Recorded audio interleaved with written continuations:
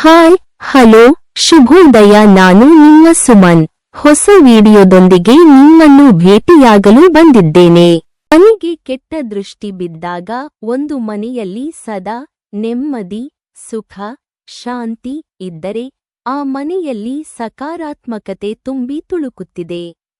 ಇದರಿಂದ ಎಂದರ್ಥ ಅದೇ ಒಂದು ಮನೆಯಲ್ಲಿ ಕಾರಣವಿಲ್ಲದೆ ಪದೇ ಪದೇ ಜಗಳ, ಅಶಾಂತಿ, ದುಃಖವಿದೆ ಎಂದರೆ ಆ ಮನೆಯಲ್ಲಿ ನಕಾರಾತ್ಮಕ ಶಕ್ತಿಯ ಪ್ರಭಾವ ಹೆಚ್ಚಿದೆ ಎಂದರ್ಥ.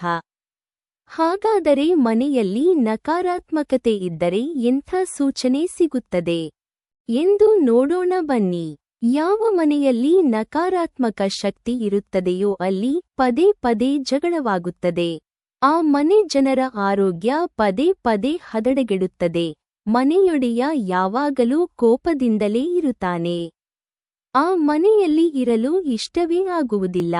ಎಲ್ಲಾದರೂ ಹೊರಗಡೆ ಹೋದರೆ ಮತ್ತೆ ಮನೆಗೆ ಹೋಗುವುದೇ ಬೇಡ, ಹೊರಗೆ ಇದ್ದು ಬಿಡೋಣ ಎನ್ನಿಸುತ್ತದೆ. ಮನೆಯಲ್ಲಿ ಪದೇ ಪದೇ ಜಗಳವಾಗುತ್ತದೆ. ಯಾವ ರೀತಿಯ ಜಗಳವೆಂದರೆ ಸಣ್ಣ ಪುಟ್ಟ ವಿಚಾರಕ್ಕೂ ಹೊಡೆದಾಡಿಕೊಳ್ಳುವಂಥ ಜಗಳವಾಗುತ್ತದೆ. ಆ ಮನೆಯಲ್ಲಿ ಎಲ್ಲರೂ ಸದಾ ಸಿಟ್ಟಿನಿಂದ, ಬೇಸರದಿಂದಲೇ ಇರುತ್ತಾರೆ.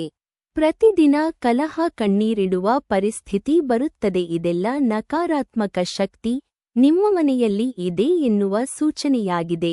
ಏಕೆಂದರೆ ಪ್ರೇತಗಳಿಗೆ ಕಲಹವೆಂದರೆ ಬಹುಪ್ರೀತಿಯಂತೆ. ಆರ್ಥಿಕ ಪರಿಸ್ಥಿತಿ ಹದಗೆಡುತ್ತದೆ. ಹಣ ನೀರಿನಂತೆ ಹರಿಯುತ್ತದೆ. ಖರ್ಚು ಹೆಚ್ಚಾಗುತ್ತದೆ. ಆದಾಯ ಬರುವುದು ನಿಲ್ಲುತ್ತದೆ. ಮನೆ ಜನರ ಆರೋಗ್ಯ ಹಾಳಾಗುತ್ತದೆ. ಅನಾರೋಗ್ಯದ ಚಿಕಿತ್ಸೆಗಾಗಿಯೇ ಹಣ ಖರ್ಚಾಗುತ್ತದೆ.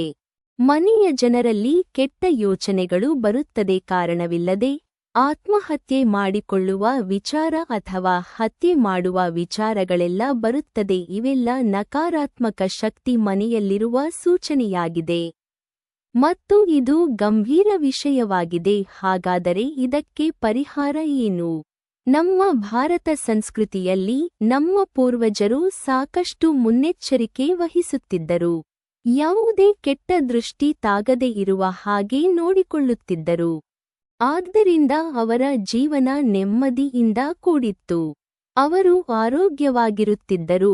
ಹಾಗಾದರೆ ನಮ್ಮ ಪೂರ್ವಜರು ಅಜ್ಜಿ ಹೇಳುವ ಪ್ರಕಾರ ಮನೆಗೆ ಕೆಟ್ಟ ದೃಷ್ಟಿ ಬಿದ್ದಿದ್ದರೆ ಈ ವಿಧಾನ ಮಾಡಿ ನೋಡಿ.